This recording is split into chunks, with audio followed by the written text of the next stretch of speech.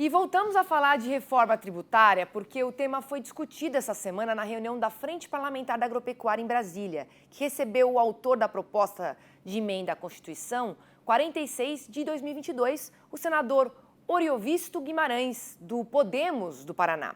A PEC tem o objetivo de simplificar a cobrança dos impostos sobre o consumo e foi bem recebida pelos parlamentares. Então vamos chamar o nosso comentarista Glauber Silveira, que hoje fala direto dos nossos estúdios em Cuiabá.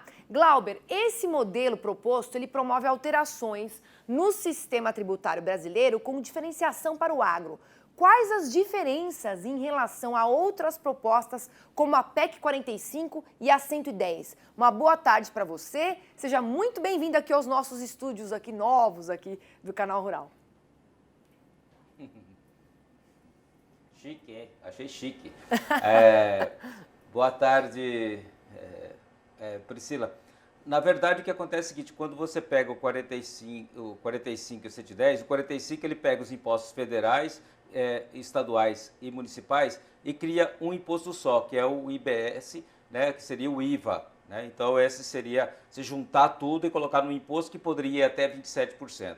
Quando você pega a PEC 110, ela separa, ela cria dois impostos. Né? Então, ela cria o IBS e o CBS. Então, ele cria dois impostos. E o que tem acontecido é que a discussão sobre esse modelo é muito complexo. Você vê, tem coisa aí que até os parlamentares que vai levar 50 anos para poder esse processo de transição.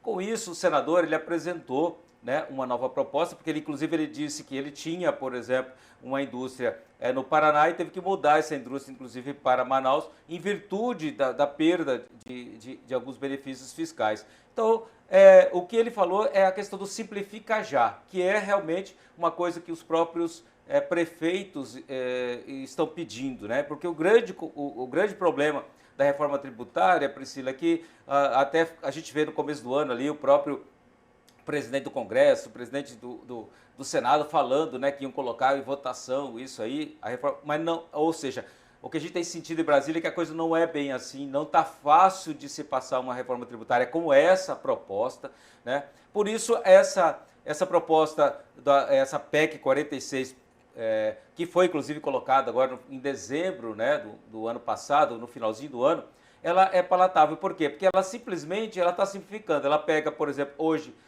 você tem, por exemplo, ICMS. Cada estado tem uma alíquota que ele coloca de ICMS. Então, o que acontece? Nesse caso, você pega as 27 legislações estaduais de ICMS e coloca uma só. A mesma coisa acontece com o ISS. Por exemplo, as prefeituras, cada prefeitura coloca um valor no caso de ISS, né, que é aquela contribuição sobre serviço. Aí, no caso, você unifica. É claro, e o mais importante de tudo isso é que os estados não têm, eles vão ter uma alíquota única, no caso interestadual, mas, na verdade, o estado ele não vai ficar dependendo de pedir pinico para o governo. Né? Que o grande problema da PEC 45 e da PEC 110 é essa questão do crédito presumido, que você tem que depois ser restituído.